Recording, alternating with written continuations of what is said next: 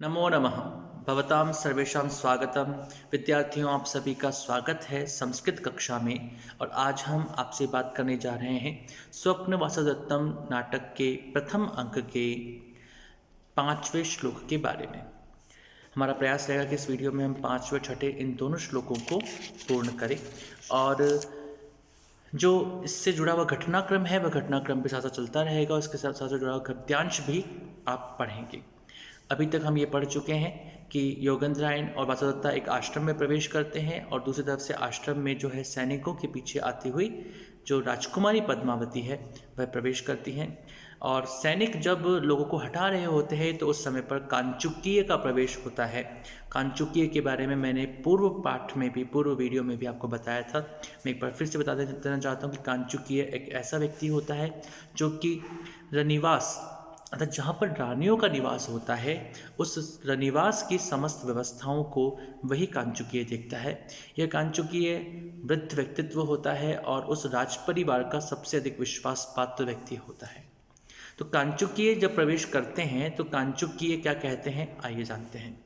कांचुकीय संभषक न खलु उत्सारणा कार्या। हमने पहले भी देखा था कि जो सैनिक जिस प्रकार से वहाँ के सन्यासियों को हटा रहे थे और रास्ता बना रहे थे, उसके लिए योगेंद्रायण ने भी अपनी एक प्रकार से नाराज़गी व्यक्त की कि इस प्रकार से आश्रम में आकर के सैनिकों को व्यवहार नहीं करना चाहिए। और यहाँ पर भी कांचुकीय यही बात कहते हैं और कांचुकीय कहते हैं संभषक, अरे रुको रुको, अब बस बहुत हो गया। न खलु उत्सारणा कार्य, अरे इस प्रकार से लोगों को हटाओ मत, इस प्रकार से उत्सारण कार्य मत करो। पश्य, अरे देखो। परिहरतु भवान नृपापवादम न परुषम आश्रमवासिषु प्रयोज्यम नगर परिभवान विमुक्तुमेते वनम अभिगम्य मनस्विनो वसंती। वे कहते हैं परिहरतु भवान नृपापवादम न परुषम आश्रम वासिषु प्रयोज्यम नगर परिभवान विमुक्तुम एते वनम अभिगम्य मनस्विनो वसंती। इसका जो अन्वय है वह अन्वय इस प्रकार से होगा। अन्वय के अंतर्गत यहाँ पर कहा गया है कि भवान नृपापवादम परिहरतु आश्रमवासिषु परुषम न प्रयोज्य एते मनस्विनः नगर परिभवान विमुक्तुम वनम अभिगम्य वसंती। तो यहाँ पर इस श्लोक में जो हमने अभी पढ़ा उस श्लोक में यहाँ पर कहा गया है कि भवान आप नृपापवादम परिहरतु। नृप अपवाद, नृप अर्थात राजा और अपवाद अर्थात अपयश। तो नृप अर्थात मगध जो नरेश हैं जिनके तुम सैनिक हो, उनकी अपयश के कारण उत्सारणा अधिकारियों को परिहरतु छोड़ दो। अरे भाई, तुम यहाँ पर आकर के सन्यासियों को इस प्रकार से हटा रहे हो। ये कार्य शहरों में किया जाता है, गाँवों में किया जाता है, यहाँ पर ये सब सन्यासी हैं तो वैसे ही अपना अपना कार्य करने वाले लोग हैं। इनको किसी प्रकार की हानि की आशंका हमें नहीं है। इसलिए सैनिकों, इस प्रकार से मगध नरेश के अपयश के कारण बनने वाला जो तुम ये कार्य कर रहे हो, इस कार्य को छोड़ दो, इस कार्य को मत करो यहाँ पर। फिर वो कहते हैं आश्रमवासिषु परुषम न प्रयोज्यम। ये आश्रम के निवासी हैं, इन आश्रम के निवासियों पर, आश्रमवासिषु अर्थात आश्रमवासियों के प्रति परुषम अर्थात कठोर वचन कहना या कठोर व्यवहार करना न प्रयोज्यम, ये बिल्कुल उचित नहीं है। ना तो कठोर वचन कहना उचित है यहाँ पर, ना ही कठोर व्यवहार करना उचित है। एते मनस्विनः, अरे ये सब तो मनस्वी लोग हैं, तपस्वी लोग हैं। नगर परिभवान विमुक्तुम, ये नगर के परिभव को, नगर में होने वाले अनादर को, नगर में होने वाले लेन देन को, नगर में होने वाले विभिन्न प्रकार के व्यवहारों को, जिनके कारण से कभी उन्हें दुख की प्राप्ति भी होती थी, ऐसे व्यवहारों को, इस प्रकार के अनादरों को, इस प्रकार के अपमानों को छोड़ने के लिए ही तो, विमुक्तुम छोड़ने के लिए ही तो वनम अभिगम्य वसंती, वन में आकर के निवास कर रहे हैं। तो ये जो लोग हैं, ये लोग तपस्वी लोग हैं। ये तपस्वी लोग इसीलिए तो आए हैं यहाँ पर कि वो नगर के परिभव से दूर हो जाएं, नगर के उन धोखाधड़ियों से, नगर के उन प्रकार के व्यवहारों से दूर होकर के शांतिपूर्ण तरीके से यहाँ पर जीवन बसर करें।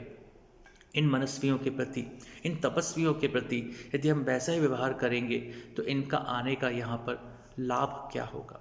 इसलिए इस प्रकार से तुम आचरण यहाँ पर कतई मत करो। और ये आचरण जो होगा, यह आचरण हमारे मगध नरेश जो मगध के राजा हैं, उन मगध के राजा के अपयश का कारण बन सकता है। इसलिए ऐसा कार्य यहाँ पर कतई न करें। ऐसा जब कांचुकीय उन दोनों सैनिकों को कहते हैं तो उभौ आर्य तथा, वे दोनों सैनिक जो है वे कहते हैं आर्य तथा, आर्य जैसा आप कहते हैं, निष्क्रांतो, और वे दोनों सैनिक जो है वो निकल जाते हैं। योगंधरायण, फिर योगंधरायण जो है जब वे देखते हैं कि इस प्रकार से कांचुकीय ने आकर के उन दोनों सैनिकों को समझाया और कहा, तो योगंधरायण उन कांचुकीय के प्रति अत्यधिक एक प्रकार से उनको लगा कि ये व्यक्ति बहुत अच्छे व्यक्ति हैं और उनके पास जाकर के एक बार बात करनी चाहिए। इसलिए योगंधरायण कहते हैं, हंत सविज्ञानम अस्य दर्शनम वत्से उपसर्पावह तावत एनम। विभासोदत्ता को कहते हैं, इनका जो दर्शन है, इस व्यक्ति को जो देख करके मुझे लगता है कि ये बहुत अच्छे व्यक्ति हैं, बहुत जानकार व्यक्ति हैं।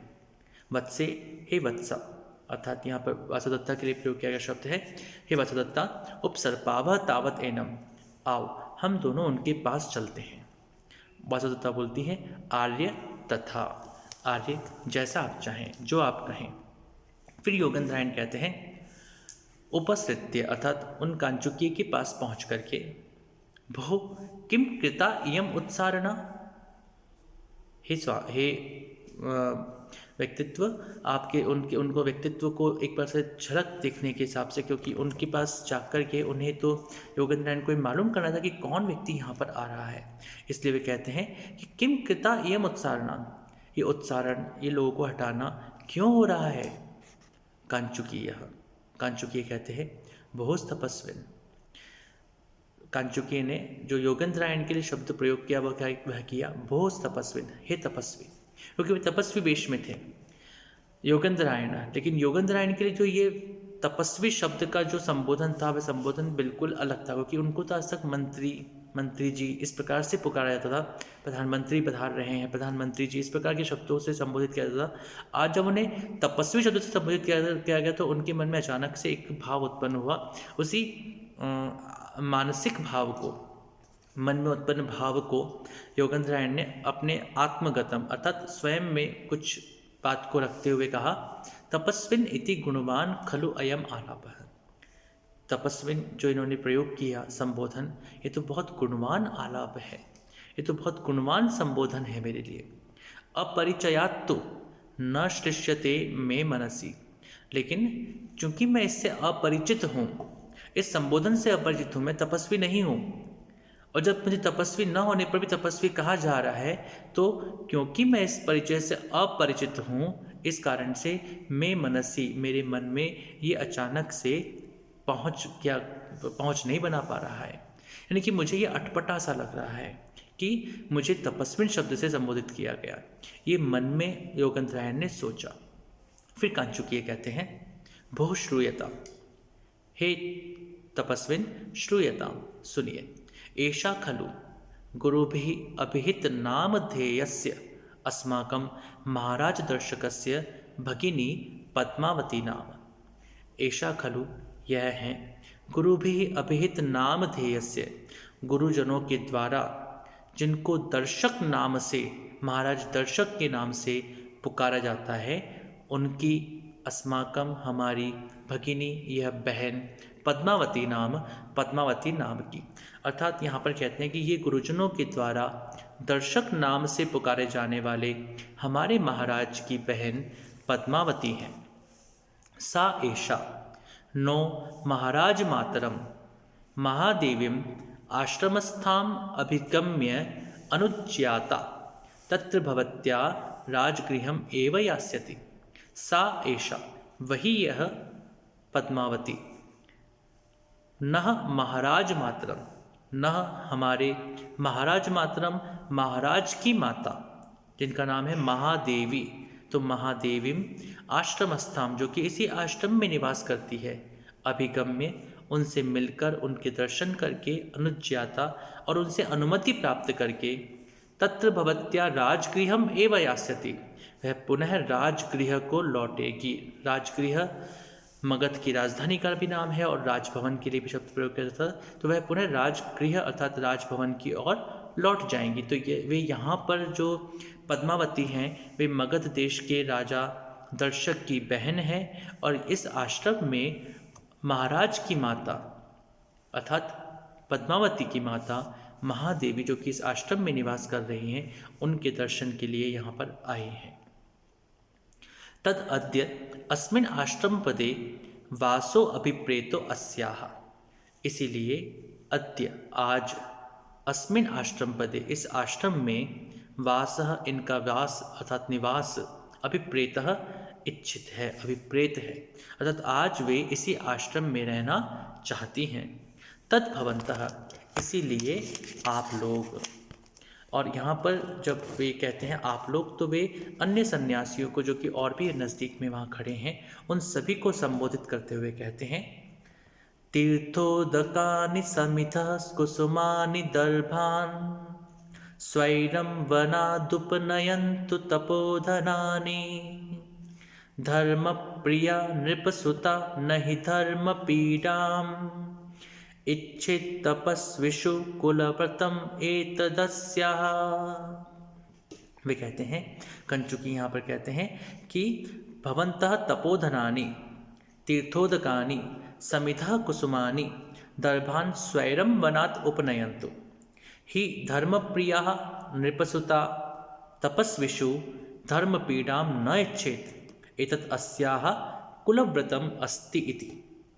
तपोधनानि, आप सभी तपस्वी लोग, आप सभी लोग तपोधनानि, जो तप के साधन हैं, तीर्थोदकानि, जो तीर्थ का जल लाना है, समिधा कुसुमानि, जो समिधाएँ लानी है, सूखी लकड़ियाँ लानी है, कुसुमानि, जो पूजा के फूल लाने हैं, दर्भान, दर्भ आदि, कुश आदि लाने हैं, स्वैरम, स्वच्छतापूर्वक, स्वतंत्रता के साथ, अपनी इच्छा अनुसार, जैसा अभी पहले तक आप करते आए हैं वैसे ही, वनात उपनयन, तो आप वन से लाइए, आपको कोई नहीं रोकेगा। इस आश्रम में, यह आश्रम आपका है। पद्मावती हमारी जो महाराज की बहन है वो कुछ समय के लिए यहाँ पर आए हैं। आप सभी सन्यासियों के कार्य में किसी भी प्रकार की बाधा डालना हमारा उद्देश्य नहीं है, इसलिए आप सभी अपने अपने कार्यों को सुचारू रूप से स्वतंत्रतापूर्वक वैसे ही करें जैसे कि आप करते आए हैं ही, क्योंकि धर्मप्रिया, ये धर्म को प्रेम करने वाली है, धर्म से प्रेम करने वाली है। नृपसुता, ये हमारे नृप, हमारे राजा की पुत्री के समान है, राजकुमारी पद्मावती हैं। तपस्विषु, तपस्वियों के, धर्म पीड़ाम, धार्मिक कृत्यों में बाधा या बाधक बनना न इच्छेत, नहीं चाहती हैं। एतत् अस्याः कुलव्रतम, और यही इनका कुल का व्रत है कि किसी के भी कारण से वे धर्म के कार्य में बाधक ना बने, अपितु धर्म के कार्य में वे साधक बने, यही उनके कुल का व्रत है। तो कांचुकी ने सभी सन्यासियों को स्पष्ट रूप से उनके सभी कार्यों को स्वच्छंदता और स्वतंत्रता के साथ करने के लिए यहाँ पर कहा, और किसी भी प्रकार की जो कष्ट है वह कष्ट इन पद्मावती के आने से आप सभी को न हो, यही हमारा प्रयास रहेगा और यही पद्मावती के कुल का व्रत भी है।